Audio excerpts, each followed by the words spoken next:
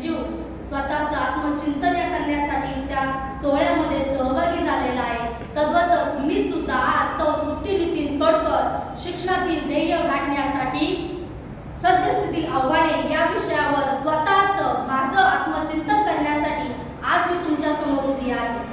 कारण आज सद्यस्थिती जर आपण पाहिली गेली तर अनेक आव्हानं शिक्षकाला आणि विद्यार्थ्याला सामोरं जावं लागत आहे। सामोरं जात असताना एकच म्हणावंसं वाटतं, संत सांगतात आपुली अहिता असे जो जागता धन्य माता पिता तयाचिया।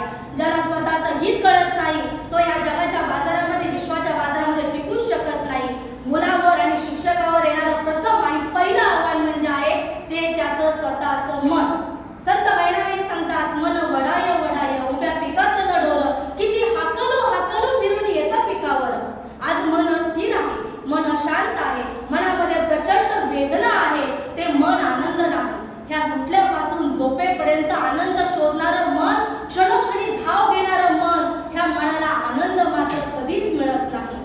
ते फक्त धावतंय धावतंय धावतंय ह्या स्पर्धेच्या युगामध्ये धावत असताना त्याला फक्त धावणं माहीत आहे, थांबणं माहीत नाही। त्याला कठोर होणं माहीत आहे, मृत्यू होणं त्याला माहीत नाही। आणि हे त्याला त्याची जाणीव करून देण्यासाठी संत कबीर महाराज म्हणतात मन मुरे फिर जो उरे कारण आपण स्वतःचं आत्मचिंतन केलं तर आपल्याला कळणार आहे की मी का धावतोय, मी का उठतोय, मी जगतोय कशासाठी, मी जन्माला आलोय कशासाठी।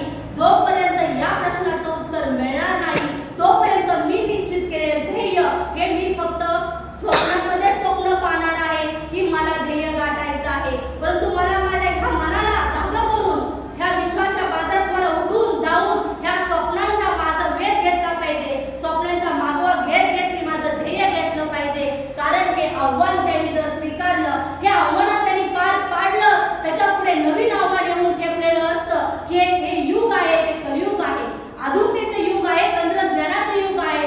आज तुम्ही आम्ही तर सगळे बसलेले सुद्धा जेवणाशिवाय राहू शकतो, मोबाईल शिवाय राहू शकत नाही।